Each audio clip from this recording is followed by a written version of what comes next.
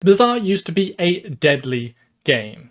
If you made a mistake early on, you were in for a tiresome long run, or a short span of life. But that is a thing of the past. Now the Fates have come. And if you play your cards right, they might grant you the immortality you need. So what the hell are the Fates? Well, in Greek mythology, the Fates are three haggard old women who weave the thread of, well, as you might guess, fate, deciding every person and even every god's journey through life, and when they should die, and so they are an apt choice for this new event in the Bazaar. Now, this is, as I said, new. It is not just a new encounter though, but an entire new core gameplay mechanic that Stephen and the other designers have been testing out to aid those who are in a bad run of luck. They've played around with it long enough to confirm that it will be making it into the game, at least in its current state, but be warned, as per usual, there is a lot that could change between now and when the game is launched. This normally applies, but in this case Stephen even outright told us that there is a high chance some of the things the Fates might do might change. So, let's talk general concepts for now. When you first run out of lives on a run, and by this I assume they mean you have spent the 2 hearts you get at the start of the run and are down to your last health bar, not completely dead, but with that one last health bar, then at some unavoidable point during the next day, you'll be visited by the Fates. These strange old ladies that control life, death, and the journey between. They will offer you one of 3 options, but unlike the Fates in mythology, this choice is yours to make. These powers which they offer should be able to get you back onto your feet, or if you feel like you can carry on without their help, there should be some options in there to help you scale even further out of control. But we'll get onto some of the crazy options later. For now, let's focus on what we know. The Fates will offer different powers depending on when they are triggered, what day it is in your run that you lose that second heart. The current split is days 1 to 5 for the first set of powers, days 6 to 8 for the second, and days 9 and 10 for the last. They don't increase in power drastically between them, but the complexity does shift up a gear the later on you are.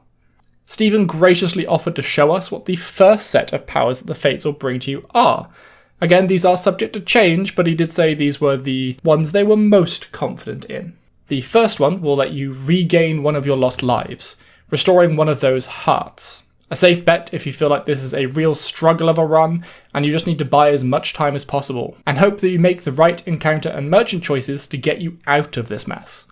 The second option is to increase all of your core stats a little. While he doesn't go into what a little is, anything more than 1 is pretty crazy depending on the stat. I would have to imagine that you are getting more speed than strength, for example, as 5 speed barely touches the sides, you won't even notice that you're going faster, but 5 strength can damn well double the power of some items, and for some classes, like Pygmalion, can have some crazy extra effects. Finally, the third option is to gain 2 income. Again, this wasn't explained. Is this perhaps 2 gold per encounter? Is it 2 gold per PvE battle only, or is it just 2 gold per day? The latter seems like it would be underscaled compared to gaining stats, seeing as you can, at the end of days currently, spend gold per stat, so just 2 gold per day doesn't really equal gaining 5 of each stat, for example. So I'd have to imagine you're at least able to trigger this income multiple times a day. But the economy of the game is something that changes all the time. We just recently saw that passives can sometimes have a cost, but sometimes be free. At least we think. We're not entirely sure. So let's focus on the important takeaway, and that is that you will be able to scale much harder with this last choice, although it does give you no immediate power to get you through any immediate threat. So let's imagine that we are playing Pygmalion. Cast your mind forward into hopefully May 2022 when we have the beta. Who knows?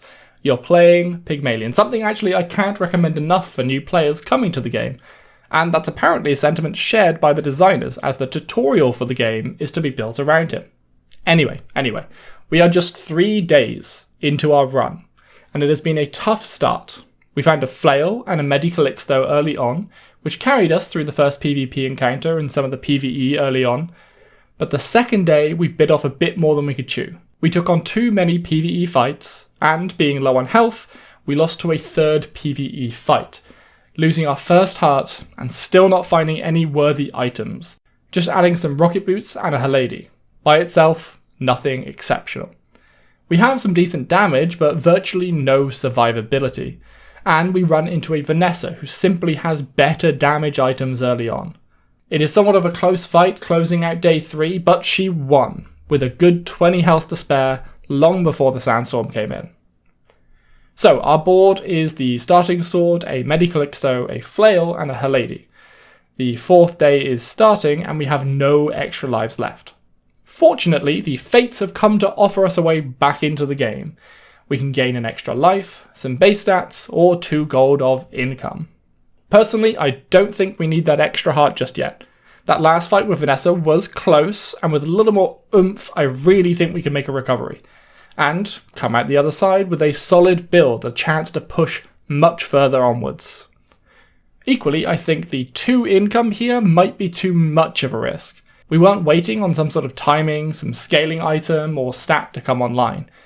We aren't generating health every combat with Ice Cream Truck, for example. If that were the case, I'd happily take the 2 income, knowing that our future looked bright as we gained momentum onwards and onwards.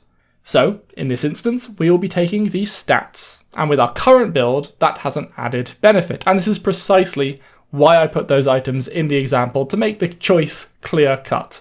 Of course, for you and I, when we're actually playing the game, the choice may be a little more clouded. But for our humble Pygmalion here, not only is the extra life the too safe option for us, and the income too risky an option, but we have 2 items that strike multiple times, in the flail and the Haladi, which strike 3 and 2 times respectively. That means any increase to damage to those items is multiplied by the number of hits, so the strength we are gaining from the Fates are a huge buff to those 2 items. Now, we are easily clearing PvE counters when we go to them, and when we don't, we are hunting for more strength, a shiny upgrade for either flail or the Haladi, or perhaps even some brass knuckles to really go down that strength stat path. Either way, our run is recovered. We went from being on death's door to a solid run, reaching at least day 5, 6, or perhaps 7. And that is the true power of the Fates in the Bazaar. If you can make the right choice, carefully analysing how much of a risk you can take, you can not only keep your run going, but you could become immortal. Now obviously, none of those 3 options are quite going to be enough to equal immortality. At a push, maybe the income as it lets you buy immortality, but that's a slow burn to say the least, and we've got to hope it works in a very fortunate way. However, the options that the Fates grant you later on into the run, now those can get crazy. Stephen told us one thing they were experimenting with, from one of the Fate appearances either from days 6 to 8 or 9 and 10, the later sets, was to remove all of your core stats and convert them all into a single stat of your choice. Now, depending on your build, this could lead to some crazy comeback runs. If we had that same Pygmalion build, we could dump everything into the strength stat and almost start one-shotting people. Or I could see people using this to force a pivot into a better late-game build, perhaps around a shiny item they had but weren't really utilising all that well, or just strong items that they had later on in the game. In our case, grabbing regeneration from all of your strength and looking for some other healing items while your now super-powered fancy Haladi takes them down could be a great late-game strategy for this Pygmalion, especially with the huge things like luxury tents and space scrapers to keep a late-game Pygmalion alive. There is so much the Fates could offer. Will they offer items somewhat like Farai's artificial heart? Could they perhaps work like Deborah in offering you greater control of your own fate in choosing your opponents or PvE encounters down the road to guarantee the path that you want? Let me know in the comments below some of the effects or powers you think the Fates could offer the player. The Fates are the comeback mechanic that the Bazaar was missing. It really seems like all of the pieces of the puzzle are starting to come together. But to see how the Bazaar team revolutionised the passive items in their game, check out this next video.